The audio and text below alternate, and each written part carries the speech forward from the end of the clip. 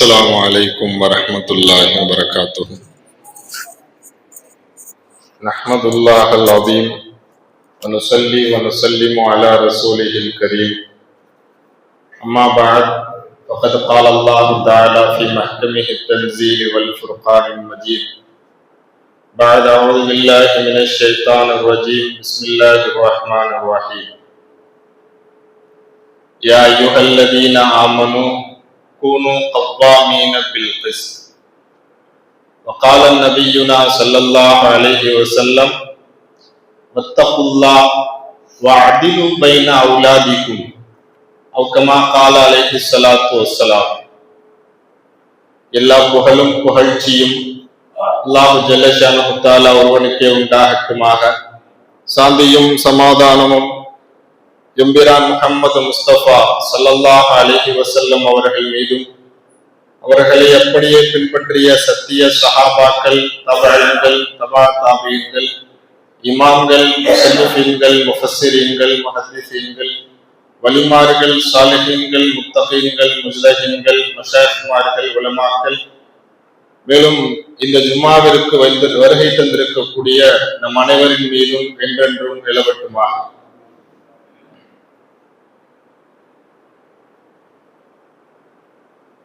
சமீப காலமாகவே தமிழ்நாடு மட்டுமல்ல, தமிழ்நாட்டையும் தாண்டி இன்று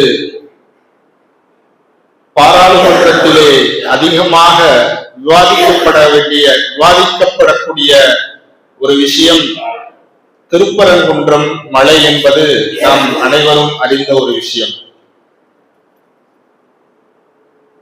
நாட்டிலே நீதம் என்பது சரியானதாக இருக்க வேண்டும். நீதம் என்பது மதத்தை சார்ந்து இருக்கக்கூடாது, இனத்தை சார்ந்து இருக்கக்கூடாது, மொழியை சார்ந்து இருக்கக்கூடாது, இருப்பிடத்தை சார்ந்து இருக்கக்கூடாது என்று கூறப்பட்டாலும் கூட ஒருதலைபட்சமான ஒரு வித்தியாசமான சித்தாந்தங்களை அடங்கியுள்ள தீர்ப்புகளை சமீப காலமாகவே நாம் எதிர்கொண்டுதான் வருகிறோம். நீதி என்பது நேர்மையாக ஒரு மனிதர் அடுத்தவரோடு நடந்து கொள்வது மாத்திரமல்ல, தனக்குத்தானே உண்மையாக இருப்பதும் கூட அது நேர்மைதான், நீதிதான் என்பதை நாம் புரிந்திருக்கக்கூடிய ஒரு சமூகமாக இருந்து வருகிறோம். அநீதம் என்றும் தெரிந்தும் கூட அதற்கு பக்கபலமாக அநியாயமான ஆதாரங்களை முன்னிறுத்தி இஸ்லாமிய சமூகத்தை வஞ்சிக்கக்கூடிய சூழ்நிலை இன்று நீதிக்கு கிடைக்கும் என்று நினைத்துக் கொண்டிருந்த வேளையில் நீதியும் கூட செத்து மடிந்து விட்டது என்று சொல்லாமல் சொல்லிக் கொள்ளக்கூடிய ஒரு காலகட்டத்திலே நாம் வாழ்ந்து கொண்டிருக்கிறோம். அல்லாஹ் தஆலா திருமறையில் சொல்லும் போது யார் எப்படி வேண்டுமானாலும் நடந்து கொள்ளட்டும், யா அய்யுஹல்லதீன ஆமனு, ஈமான் கொண்ட பெருமக்களே, கூனு கவ்வாமீன பில் கிஸ்த், நீங்க நீதமா நடந்துக்கோங்கன்னு சொல்லி அல்லாஹ் தஆலா திருமறையில் உலகத்தினுடைய எல்லா முஃமின்களுக்கும் பாடம் சொல்லித் தருவதை நாம் பார்க்க முடிகிறது. அரபியிலே அநீதம் என்ற வார்த்தைக்கு லுல்மு என்று சொல்வார்கள். லுல்மு என்ற வார்த்தைக்கு தமிழ் மொழியில் அர்த்தம் பகிர்ந்தால் அநீதம் என்று பொருள் சொல்லப்படும். அதற்கு அரபியில விளக்கம் சொல்லும் போது அநீதம்னா என்னன்னா, ஒரு விஷயத்தை எங்க வைக்கணுமோ அங்கதான் வைக்கணும், அதை தாண்டி வேறு இடத்திற்கு அதை கொண்டு போனால் அது அநீதம் என்று அரபியிலே விளக்கம் சொல்வார்கள். இன்று இஸ்லாமியர்களுக்கு சொந்தமான பல பள்ளிவாசல்கள், பல வக்ஃபினுடைய நிலங்கள், பல தர்காக்கள் எல்லாம் சூறையாடப்படுவதற்குரிய நிலைகள் இன்று தமிழ்நாடு மட்டுமல்ல இந்திய அளவில் உருவாகி கொண்டிருக்கிறது என்பதை நாம் சமீப காலமாக நாம் பார்த்திருக்கிறோம். ஆனால் இஸ்லாமிய மார்க்கம் யார் எந்த மதத்தினராக இருந்தாலும், யார் எப்படி இருந்தாலும் நீங்கள் நீதமாய் இருங்கன்னு சொல்லி மார்க்கம் நமக்கு சொல்லித் தருவதையும் பார்க்க முடிகிறது. இஸ்லாமிய சாம்ராஜ்யத்தை ஆண்ட மன்னர்களினுடைய வரலாறுகள், கலீஃபாக்களினுடைய வரலாறுகள், இஸ்லாமிய சாம்ராஜ்யத்தை கட்டி ஆண்ட கலீஃபாக்களினுடைய வரலாறுகளை எடுத்து பார்க்கும் போது நீதத்திற்கு பெயர் போனவர்களாக இருந்தார்கள் என்பதை நாம் பார்க்க முடிகிறது. நீதத்துக்கு உதாரணமா, நீதத்திற்கு ஒரு உதாரணமாக தராசை வைப்பார்கள். எல்லா நீதிமன்றங்களிலும் பார்க்கலாம், ஒரு தராசை ஒரு சிலை ஏந்தியபடி இருக்கும், அதனுடைய கண்கள் கட்டப்பட்டிருக்கும், இரண்டு பக்கமும் சமமாக இருப்பதையும் நாம் பார்க்க முடிகிறது. இந்த தராசு போன்ற அமைப்பை நீதித்துறைக்கு அநேகமான நாடுகள் ஏற்றுக்கொண்டதையும் நாம் பார்க்க முடியும். இந்தியா மட்டுமல்ல, நீதம் என்றாலே தராசை உதாரணமாக முன்னிறுத்துவதை பல நாடுகளில் நாம் பார்க்க முடிந்திருக்கிறது. தீர்ப்பளிக்கும் போது இரு சாரார் இருக்கும் போது அங்கே நீதம் நிலைநாட்டப்பட வேண்டும், பாராபட்சம் இருக்கக்கூடாது. கண்களால் பார்த்து அவருக்கு ஒரு நீதி இவருக்கு ஒரு நீதி என்று பாராபட்சம் காட்டிவிடக் கூடாது என்று அதன் கண்களையும் கட்டிக்கொண்டு ஒரு அமைப்பை உருவாக்கி இருப்பதை நாம் பார்க்க முடிகிறது. ஆனால் அந்த நீதம், அந்த நீதிகள் அன்று இன்றைய நீதிபதிகள் சாகடித்து விட்டார்கள் என்பதுதான் நிதர்சனமான உண்மை. நீங்கள் இஸ்லாமிய வரலாறுகளை பாருங்கள், இஸ்லாமிய மன்னர்களை பாருங்கள், கலீஃபாக்களை பாருங்கள், கவர்னர்களை பாருங்கள், எவ்வளவு நீதமாக தீர்ப்பு கொடுத்தார்கள் என்பது நமக்கு தெரியும்.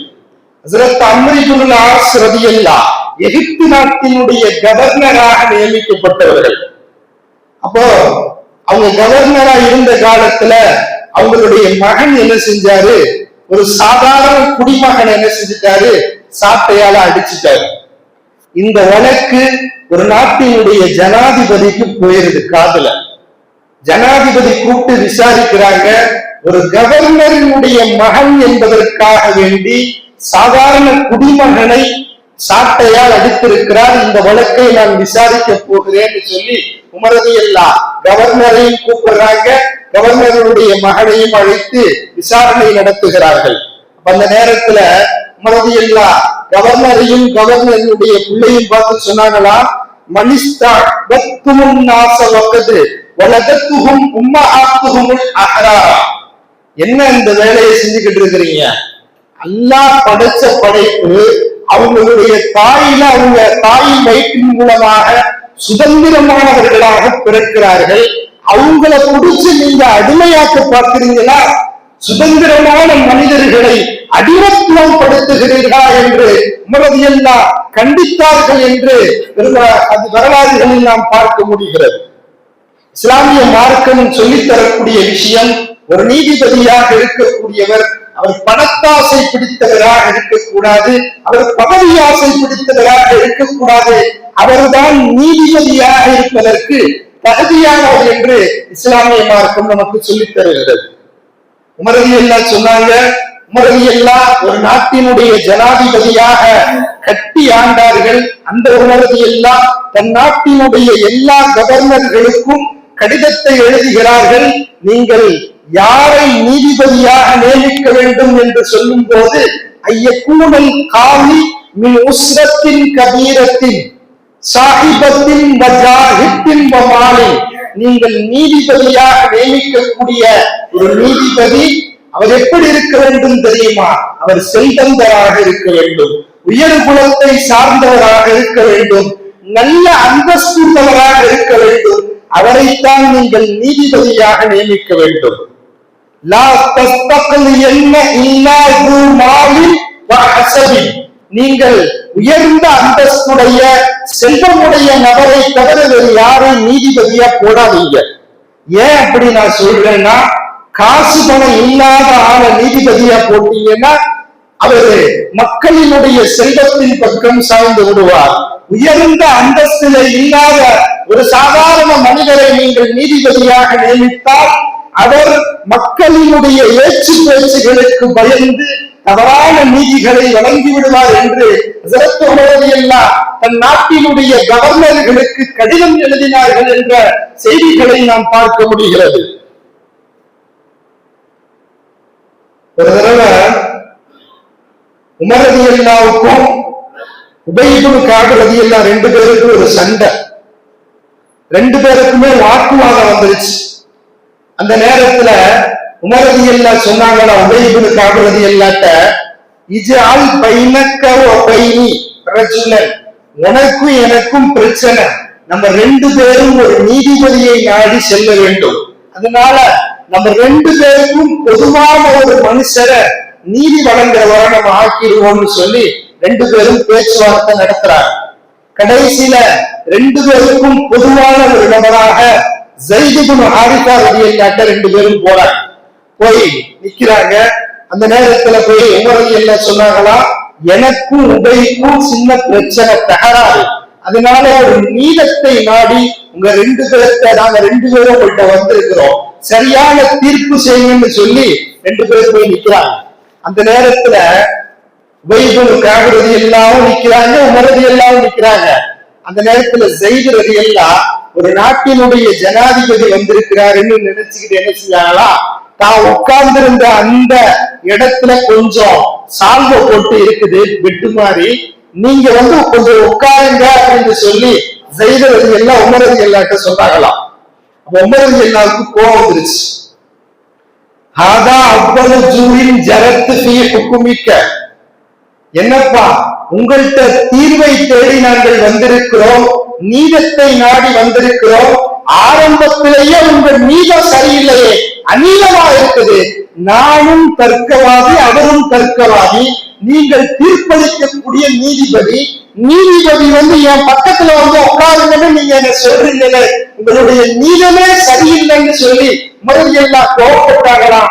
அப்புறம் சொன்னாங்களா, அஜிலிசும் அவர் எங்க நிக்கிறாரோ நானும் அங்க நிக்கிறேன், ஏன்னா எங்க ரெண்டு பேருக்கும் சண்டை, நான் உங்கள்கிட்ட பக்கத்துல உட்கார கூடாது, இது அநியாயம், அவருக்கு செய்யக்கூடிய அநியாயம் என்று நீதத்திற்கு பெயர் பெற்ற ஹஸரத் உமர் ரலியல்லாஹு நீதத்தை கற்றுத் தந்தார்கள் என்ற செய்திகளை நாம் பார்க்க முடிகிறது. இந்திய சாசனத்தில் பார்க்கிறோம். இந்திய சாசனம் 14ஆம் விதியின்படி பார்க்கும் போது இந்தியாவில் பிறக்கக்கூடிய அனைவரும் சமமானவர்கள், யாரும் ஏற்றத்தாழ்வு உள்ளவர்கள் அல்ல. இவர் கம்மிங்கிற நிலைப்பாடு அல்ல. இந்திய சட்ட ஒழுமைப்படி எல்லோரும் சமமானவர்கள் என்று சட்டம் சொல்கிறது. ஆனால் நடைமுறையில் சாத்தியம் இல்லாமல் இருந்து கொண்டிருக்கிறது. ஹஸரத் அப்துல் ரஹ்மான் ரலியல்லாஹு அறிவிக்கிறாங்க, ரசூலுல்லாஹ்வுடைய காலகட்டத்துல ஒரு காஃபிர் இறை மறுப்பாளர் என்ன செய்யறாரு, மதீனால வாழ்ந்துகிட்டு இருக்கிறார். அந்த மதீனாவில் வாழ்ந்து கொண்டிருக்கக்கூடிய அந்த இறை மறுப்பாளர் ஒப்பந்தத்தோடு வாழ்ந்துகிட்டு இருக்கிறாரு. அவரை ஒரு முஸ்லிம் கொண்டுறாரு. இந்த வழக்கு நேரா ரசூலுல்லாஹ்ட்ட போகுது. ஒரு முஸ்லிம் ஒரு காஃபிரை கொன்று விடுகிறார் என்ற வழக்கு பெருமானாரிடத்திலே செல்கிறது. அந்த நேரத்துல அந்த நாட்டினுடைய மன்னராக வீட்டிருக்கக்கூடிய எம்பிரான் ஸல்லல்லாஹு அலைஹி வஸல்லம் அன்று காஃபிர்கள் சிறுபான்மையினராக இருந்தார்கள். அந்த நேரத்திலும் கூட நீதத்தை நிலைநாட்டினார்களா, காஃபிரை கொன்றதற்கு பகரமாக அந்த முஸ்லிமை கொன்றார்கள் என்ற வரலாறுகளை பார்க்க முடிகிறது. பெருமானார் நீதத்தை நிலைநாட்டிவிட்டு சொன்னார்களாம், எனக்கு கொடுக்கப்பட்ட பொறுப்பை, எனக்கு கொடுக்கப்பட்ட நீதியை நான் சரியாக நிலைநாட்டியுள்ளேன் என்று சொல்லி பெருமானார் ஸல்லல்லாஹு அலைஹி வஸல்லம் அவர்கள் சொன்னார்கள் என்று பார்க்கும் போது, நீதம் என்பது இஸ்லாமிய சாம்ராஜ்யத்தில் ஏற்றத்தாழ்வு இல்லாமல் இருந்தது. அது சொல்லளவில் மாத்திரமல்ல, செயலளவிலும் இருந்தது. இன்று சொல்லளவில் எழுத்தளவில் இருக்கிறது, செயலளவில் இல்லை என்பதுதான் நிதர்சனமான உண்மையாக பார்க்க முடிகிறது. இந்திய அரசியலமைப்பு சட்டத்தை பார்க்கும் போது, இந்திய சாசனம் 15ஆம் விதியை பார்க்கும் போது, மதமாக இருக்கட்டும், இனமாக இருக்கட்டும், மொழியாக இருக்கட்டும், ஜாதியாக இருக்கட்டும், பாலினமாக இருக்கட்டும், பிறப்பின வேறுபாடாக இருக்கட்டும், எதுவாக இருந்தாலும் யாரையும் பாராபட்சம் காட்டக்கூடாது என்று நீதம் சொல்லுகிறது. ஆனால் இன்று வாழக்கூடிய இந்தியா இந்த சாசனத்திற்கு உட்பட்டதாக இருக்கிறதா இந்த காலகட்டத்தில் என்று பார்க்கும்போது கொஞ்சம் தடுமாற்றமாகத்தான் இருந்து கொண்டிருக்கிறது. அத்தா ரஹ்மத்துல்லாஹ் சொல்றாங்க, சுன்னாவுடைய சஹாபாக்களுடைய காலகட்டத்தில் பார்க்கும்போது இந்த நீதி நிலைநாட்டப்பட்டது. அவர்கள் ஜாதியால் பிரித்து பார்க்கப்படவில்லை, அவர்கள் இனத்தால் பிரித்து ஒதுக்கப்படவில்லை, அவர்கள் பாலினத்தால் ஒதுக்கப்படவில்லை, அவர்கள் எல்லா விதமான விஷயங்களிலும் சமமாக நடத்தப்பட்டார்கள். இன்றும் இந்திய சாசனத்தை பார்க்கும்போது இந்திய சாசனம் அதைத்தான் சொல்லுகிறது. ஆனால் தீர்ப்புகள் தான் கொஞ்சம் வேறுவித்து சொல்லப்படுகிறது என்பதை நாம் காண்கிறோம். உமர் ரலியல்லாஹுவினுடைய காலகட்டத்துல ஹஜ்ஜினுடைய ஒரு காலம் வந்துச்சு, ஹஜ்ஜினுடைய மாசம். அந்த மாசத்துல உமர் ரலியல்லாஹு என்ன செஞ்சாங்கன்னா, நாட்டினுடைய எல்லா கவர்னர்களையும் அழைத்தார்களாம். எல்லா கவர்னரும் வந்து நிக்கிறாங்க.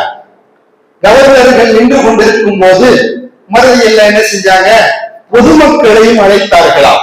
பொதுமக்களை எல்லாம் அழைத்து சொன்னார்களாம், உங்கள் மாகாணத்தினுடைய எல்லா மாகாணத்தினுடைய கவர்னர்களும் இந்த ஹஜ்ஜினுடைய இந்த இடத்துல நின்றுகிட்டு இருக்கிறாங்க, எல்லா கவர்னரும் நிற்கிறாங்க.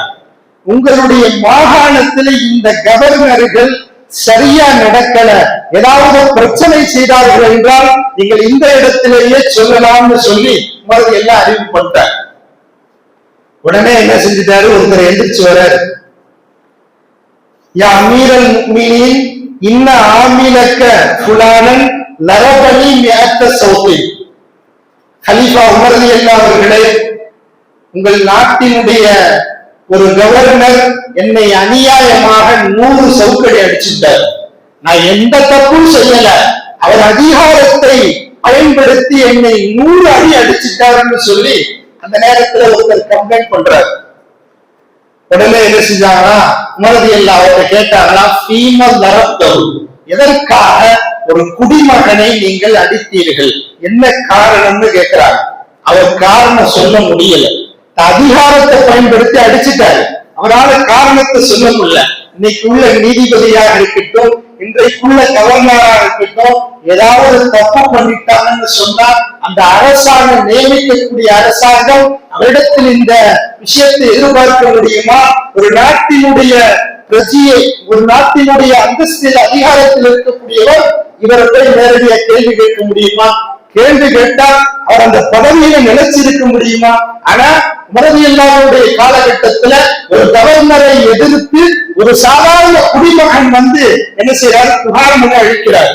உடனே உமர் ரலியல்லாஹு சொன்னார்களா, எந்த குடிமகனையும் அடிப்பதற்கு எந்த கவர்னருக்கும் உரிமை இல்லை, நீங்க அநியாயமா அடிச்சுட்டீங்க, குன் ஃபக்தஸ மின்ஹு, இதற்கு பகரம் என்னவென்று சொன்னால் அந்த கவர்னரை இந்த சாதாரண குடிமகன் 100 அடி அடிக்கணும்னு சொல்லி உமர் எல்லாம் தீர்ப்பு பண்ணிட்டார். இன்னைக்கெல்லாம் அந்த தீர்ப்பு செய்ய முடியுமா? ஒரு நீதிபதி தவறான முறையில நீதிபதி கூறுகிறாருன்னு சொன்னா அவரை ஒரு நாட்டில் இருக்கக்கூடிய மக்களுக்கு தெரிகிறது அவர் அநீதமாக தீர்ப்பு கூறினார், அந்த அரசாங்கத்திற்கு தெரிகிறது அந்த நீதிபதி தவறான விஷயத்தை கூறிவிட்டார் என்று சொன்னால் அந்த நீதிபதியை அந்த இடத்துல இருந்து தூக்க முடியுமா? 1000 பேர் கையெழுத்து போட்டாலும் கூட சட்டத்தினுடைய ஓட்டைகளில் புகுந்து அவங்க வெளியே வந்துடுவாங்க. ஆனால் அந்த காலத்துல அப்படி இல்லை, உமரது எல்லாம் அடிச்சே ஆகணும்னு சொல்லிட்டாங்க. அந்த சஹாபியால தாங்க முடியல. என்னடா ஒரு நாட்டினுடைய கவர்னரா இருக்கிறோம், எல்லாத்துக்கும் முன்னாடி வச்சு நம்மளை அடிச்சிருவாரோன்னு பயந்துகிட்டு அமல்குள்ள ஆசிரதி எல்லாம் முரதியல்லாட்ட வந்து சொன்னாங்களா, இன்னக்கையின் வாழ்த்த ஆதா எக்ஸூர் அழைக்க, உமரவர்களே நீங்க மட்டும் என்னை அடிக்கிறதுக்கு அனுமதி கொடுத்துட்டீங்கன்னு சொன்னா இந்த நாட்டினுடைய மொத்த குடிமகன்களும் இந்த விஷயத்துல இறங்கிடுவாங்க. என்ன மாதிரி நிறைய அதிகாரிகள் அடிவாங்கி விடுவார்கள், இந்த விஷயம் நிறைய பரவியும். நீங்க இந்த மாதிரி தண்டிச்சீங்கன்னு சொன்னா எங்களால கவர்னர் பதவியையும் சரியா செய்ய முடியாது. ஏன்னா மக்கள் ஏதாவது சொல்லிடுவாங்களோ, வந்து உமரலியல்லாஹ்ட்ட கம்ப்ளைண்ட் பண்ணா உடனே இவங்க செய்ய விட்டுருவாங்கன்னு சொல்லி மக்களுக்கு பயம் போய்விடும் என்று சொல்கிறார்கள். இதுக்கு பின்னாடி வரக்கூடிய எல்லாருமே இதே மாதிரி ஃபாலோ பண்ண ஆரம்பிச்சா யாரும் கவர்னரா போக முடியாது, ரொம்ப பிரச்சனையா போயிருந்து சொல்லி பாக்குறாரு. ஆனா உமர் ரலியல்லாஹு சொல்லிட்டாங்க, அனல்லாஹு கையிது, நானா அடிக்க சொல்லல. ஃபக்கத் ரஅய்து ரசூலல்லாஹ் யுகையிது மின் நஃப்ஸிஹி, ரசூல் ஸல்லல்லாஹு அலைஹி வஸல்லம் அவர்கள் வாழ்ந்த காலத்துல யாராவது தவறு செய்தால் இப்படித்தான் நீதத்தை நிலைநாட்டி இருக்கிறார்கள். நான் ரசூலினுடைய ஹலீஃபா, நான் அப்படித்தான் செய்வேன்னு சொல்லிட்டாங்க. அதுக்கு பின்னாடி போய் அவங்க மன்னிப்பு கேட்டு, எப்பா ஒரு அடிக்கு பகரமா 2 தங்க நாணயம் தந்தவேன்னு சொல்லி 200 தங்க நாணயத்தை அவரிடத்தில் கொடுத்து அவர் அந்த தண்டனையிலிருந்து தப்பிக்கொண்டார் என்ற வரலாறுகளையும் கூட நாம் பார்க்க முடிகிறது. இந்திய அரசியலமைப்பினுடைய சட்டம் சாசனம் 25ஆம் பிரிவை பார்க்கும் போது பூரண மத சுதந்திரத்தை இந்திய சாசனம் நமக்கு கொடுக்கிறது. ஆனால் இன்று மத சுதந்திரம் என்பது கேலி கூத்தாக்கப்படுகிறது என்பதை நாம் நிதர்சனமாக பார்த்து கொண்டிருக்கிறோம். ஆனால் எங்கள் இஸ்லாமிய சாம்ராஜ்யங்கள் பள்ளி விரிந்த போதும் கூட அவர்கள் எந்த சர்ச்சைகளையும் இடிக்கவில்லை, எந்த கோயில்களையும் இடிக்கவில்லை. அவர்கள் நீளமாக வாழ்ந்து சென்றார்கள் என்பதை நாம் காண்கிறோம். ஹஸரத் அம்ர் இப்னு ஆஸ் ரலியல்லாஹு எகிப்து நகரை என்ன செய்யறாங்க, வெற்றி கொண்டாங்களாம். அந்த நாட்டினுடைய கவர்னரா இருக்கக்கூடிய சமயத்துல எகிப்து நகரை என்ன செய்யறாங்க, வெற்றி கொண்டாங்க. அந்த நேரத்துல உமர் ரலியல்லாஹு அந்த எகிப்துல இருக்கக்கூடிய நிறைய மக்கள் கிறிஸ்தவ மக்கள் இருந்தாங்க. உமர் ரலியல்லாஹு உடன்படிக்கை எழுதுறாங்க, அல் மிஸ்ரீன பி அல்லா யத்தஅர்ரதுல் முஸ்லிமீன லிகனாயிஸிஹிம் பிஸூயின், இந்த எகிப்து நாட்டிலே வாழக்கூடிய வசிக்கக்கூடிய இந்த கிறிஸ்துவர்களினுடைய ஆலயங்களை இஸ்லாமியர்களாகிய நாங்கள் வெற்றி கொண்டதுனால எந்த காலத்திலையும் நாங்கள் இடிக்க மாட்டோம்னு சொல்லி செஞ்சாங்களாம். உடன்படிக்கை எழுதினார்களாம், லெட்டர் பேர்ல எழுதி உடன்படிக்கை போட்டாங்களாம். அப்போ கிறிஸ்துவ ஆலயங்களை முடிந்தால் இஸ்லாமிய சாம்ராஜ்யம் வந்துவிட்டது, நினைத்திருந்தால் இடித்திருக்கலாம். இருந்தாலும் கூட அவர்களினுடைய மத வழிபாடுகளுக்கு உமர் ரலியல்லாஹு தஆலா அவர்கள் முழு சுதந்திரம் கொடுத்தார்கள். அதை இடிக்கவில்லை என்று வரலாறுகளில் பார்க்கிறோம். அதுக்கு பின்னாடி கொஞ்ச காலம் கழிச்சு அந்த நாட்டிலே வசித்த ஒரு அதிகாரி வலீத் இப்னு அப்துல் மலிக், எகிப்து நாட்டுல இந்த அக்ரிமெண்ட் எல்லாம் போடப்பட்டுருச்சு. அதுக்கு பின்னாடி என்ன செய்யறாரு, ஒரு அதிகாரி என்ன செய்யறாரு, டெமஸ்கஸ் பகுதியில ஒரு பள்ளிவாசல் ஒண்ணு இருந்துச்சு. அந்த பள்ளிவாசல்ல மக்கள் தொழுகிறதுக்கு இடம் பத்தல.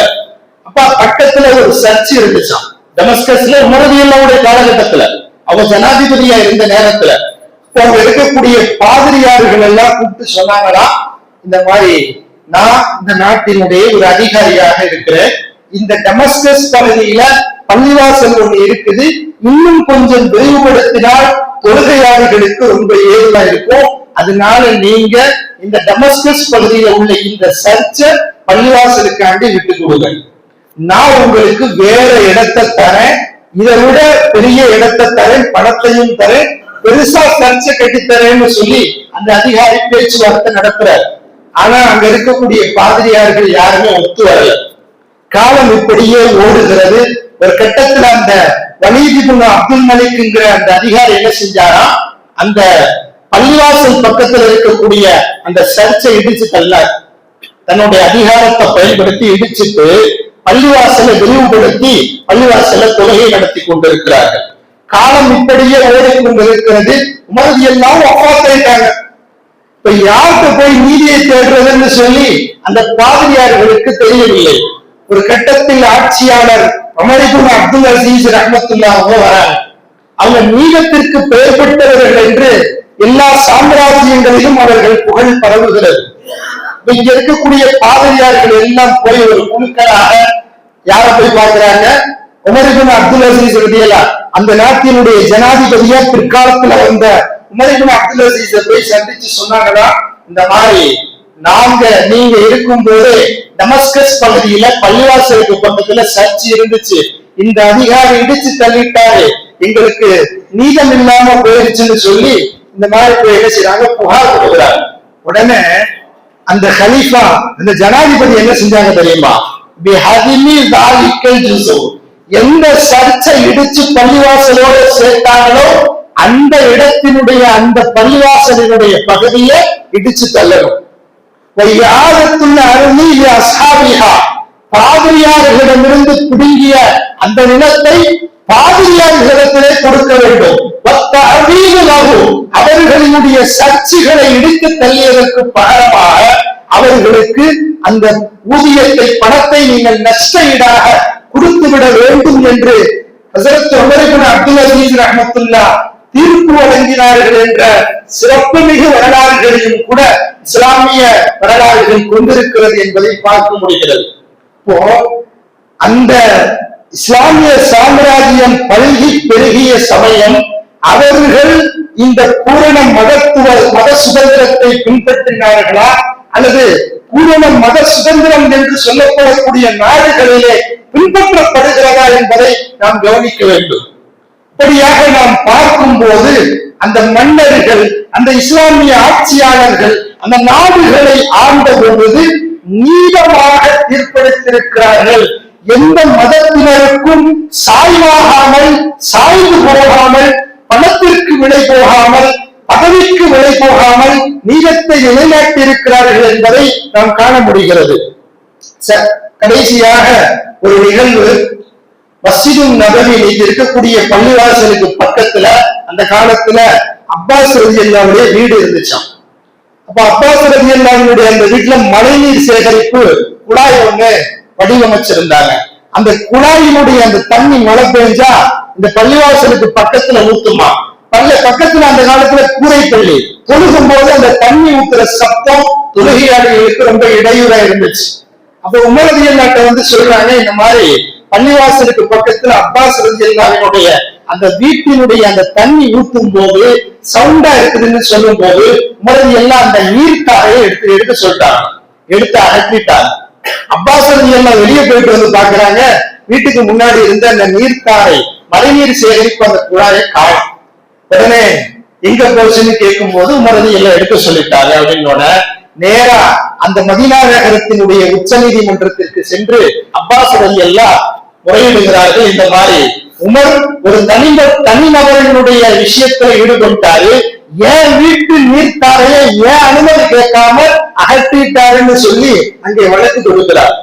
அங்க இருக்கக்கூடிய நீதிபதி உபய் இப்னு கஅப் ரலியல்லாஹு என்ன செஞ்சுட்டாங்க, உமர் ரலியல்லாஹு கூட்டிட்டு வாங்க, நீங்க ரெண்டு பேருமே இந்த இடத்துல ஆஜராகணும்னு சொல்லி அந்த நீதிமன்றத்திற்கு வர வைக்கிறார்கள். உமர் ரலியல்லாஹு இருக்கிறாங்க, அப்பாஸ் ரலியல்லாஹு இருக்கிறாங்க, நீதிபதி உபய் இப்னு கஅப் ரலியல்லாஹு இருக்கிறாங்க.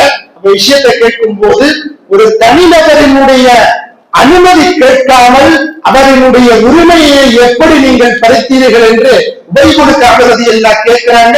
உமர் ரலியல்லாஹு சொன்னாங்க, நான் செஞ்சது தப்பு. எப்போ போய் நிற்கிறாங்கன்னா, ஒரு நாட்டினுடைய ஜனாதிபதியா இருந்த காலத்துல ஒரு நீதிமன்றத்திலே குற்றவாளியினுடைய கூடலை நின்று கொண்டு பதில் சொல்கிறார்கள் உமர் ரலியல்லாஹு தஆலா. அந்த நேரத்துல சொன்னாங்களா, நீங்க செஞ்சது தப்பு, இப்ப நீங்க தண்டனை என்னன்னு சொன்னா திரும்ப அந்த இடத்துல போய் என்ன செய்யணும், அந்த குழாயை பொருத்தணும் அப்படின்னு சொன்ன போது உமர் ரலியல்லாஹு சொன்னாங்களா, நான் எடுத்ததை நானே பொருத்தியறேன், என் தோள்பட்டையில் ஏறி நின்று அப்பாஸ் ரலியல்லாஹு பொருத்தட்டும், நான் செஞ்ச தப்ப நான் ஒத்துக்கிறேன்னு சொல்லி உமர் ரலியல்லாஹு ஏன் தோள்பட்டையில அப்பாஸ் ரலியல்லாஹு ஏறி அதை பொருத்தட்டும், நான் செஞ்ச தப்பை நான் ஒத்துக்கொள்கிறேன்னு சொல்லி உமர் ரலியல்லாஹு என்ன செஞ்சாங்களா, கடைசியில் அந்த நீர்த்தாரையை பொருத்தினார்கள் என்று சொன்ன வரலாறுகளையும் கூட நாம் பார்த்து கொண்டிருக்கிறோம். இஸ்லாமிய சாம்ராஜ்யங்கள் நிலை கொண்ட போது நீதி என்பது பாரபட்சம் காட்டப்படவில்லை, நீதி என்பது அனைவருக்கும் சமமானது என்று சொல்லப்பட்டதை போல செயல்படுத்தினார்கள், நீதமாக நடந்தார்கள். அந்த நீதி தற்போது செத்து மடிந்து கொண்டிருக்கிறது என்பதை நாம் பார்க்க முடிகிறது. அல்லாஹ் தஆலா இஸ்லாமியர்களுக்கும் முஸ்லிம்களுக்கும் அல்லாஹ் கண்ணியத்தை ஏற்படுத்தி தருவானாக, இஸ்லாமிய சொத்துக்களுக்கும் அல்லாஹ் பாதுகாப்பை ஏற்படுத்தி தருவானாக, அல்லாஹ்வினுடைய பள்ளிவாசல்களையும் அல்லாஹ் பாதுகாத்தருவானாக என்று கூறியவனாக எனது உரையை நிறைவு செய்கிறேன். வஆஹிரு தஅவானா அல்ஹம்துலில்லாஹி ரப்பில் ஆலமீன்.